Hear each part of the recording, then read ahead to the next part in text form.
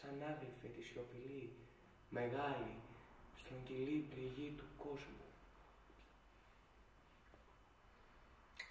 Ίσως και να ξεδίψασε. Ίσως μονάχα το δικό μας αίμα να μας ξεδιψάει. Ποιος ξέρει. Ύστερα σήκωσε από το νερό το κεφάλι της, μην αγγίζοντας τίποτα. Ανέγκυχτη η ίδια και ήρεμη, σαν ένας Άγιος. Και μόνο ανάμεσα στα πόδια της, σαριζωμένα στο ποτάμι, έμενε και μετασχηματιζόταν μια μικρή λίμνη από το αίμα των χιλιών της. Μια λίμνη κόκκινη, στο σχήμα ενός χάρτη, που λίγο πλάταινε και διαλυόταν, έσβηνε, σαν να περνούσε το αίμα της μακριά, ελευθερωμένο, ανώδυνο, σε μια αόρατη φλέβα του κόσμου. Κι ήταν γαλήνια, γι' αυτό ακριβώς, σαν να είχε μάθει πως το αίμα μας δεν χάνεται, πως τίποτα δεν χάνεται, τίποτα. Τίποτα δεν χάνεται μέσα σε αυτό το μέγα τίποτα, το απαρηγόρητο και το άσπλαχνο, το ασύγκριτο, τόσο γλυκύ, τόσο παρηγορητικό, τόσο τίποτα. Αυτό το τίποτα είναι η οικία απεραντοσύνη μας. Μάταιο λοιπόν εντούτο το λαχάνιασμα, η αδημονία, η δόξα. Μια τέτοια γελάδα σέρνω μαζί μου, μες στον ίσκιο μου. Όχι δεμένη, μονάχη τη συνακολουθεί. Είναι ο ίσκιος μου πάνω στο δρόμο όταν έχει φεγγάρι. Είναι ο ίσκιος μου πάνω σε μια κλεισμένη πόρτα. Και πάντα, το ξέρεις, ο ίσκιος είναι μαλακός, ασώματος. Και οι σκιές των δυο κεράτων μπορεί και να είναι δυο αιχμηρές φτερούγες και μπορεί να πετάξεις κι ίσως μπορεί να περάσεις αλλιώς την κατάκλειστη πόρτα.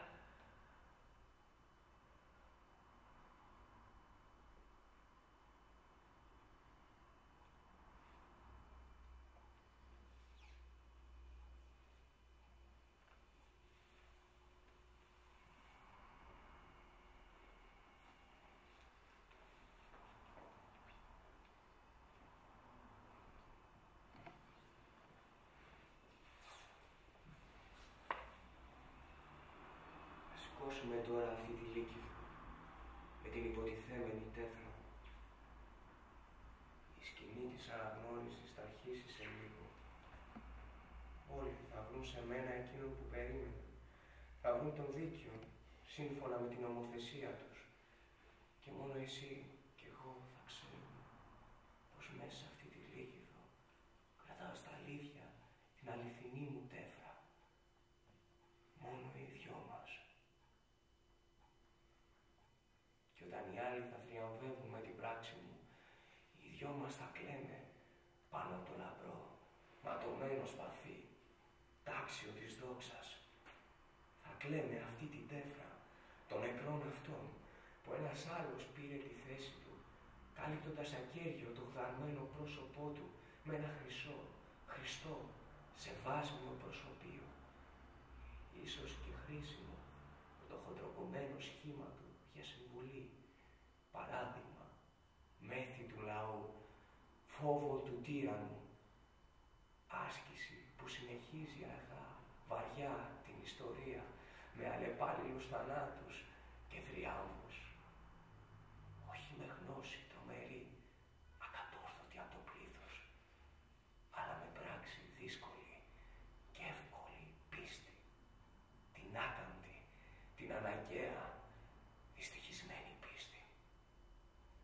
1000 φορές διαψευσμένη κι άλλες τόσες κρατημένη με νύχια και με δόντια από την ψυχή του ανθρώπου, ανίδεη πίστη που μυστικά μεγαλουργεί, μερμήγκι το μερμήγκι, μέσα στο σκοτάδι.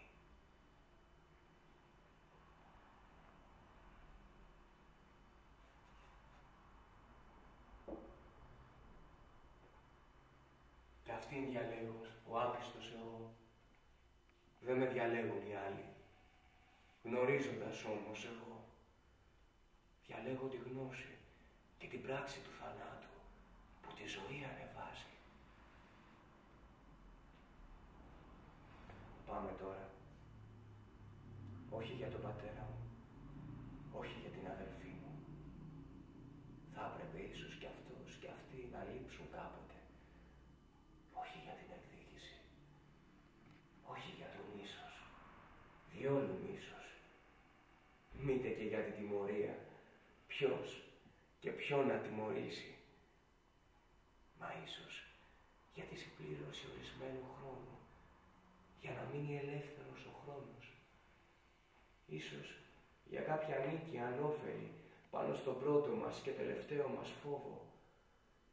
Ίσως για κάποιο ναι που φέγγει αόριστο και αδιάβλητο πέρα από σένα και από μένα, για να ανασάνει αν γίνεται τούτος ο τόπος.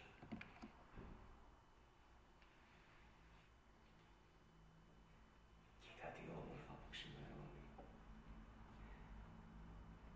Έχει λίγη υγρασία τα πρωινά στην Αργολίδα.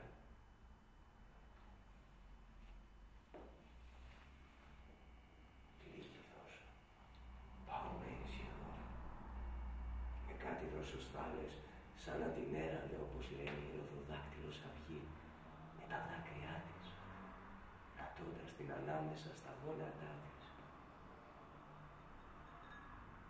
Πάμε τώρα. Η ώρα η ορισμένη έφτασε πια.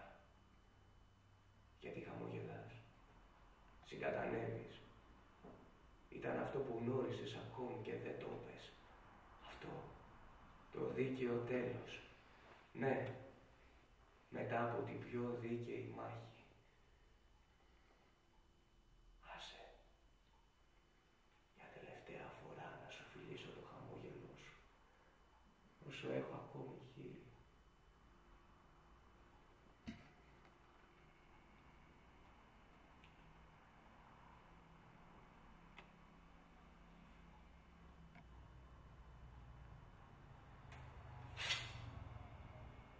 Πάμε τώρα. Αναγνωρίζω τη μοίρα μου.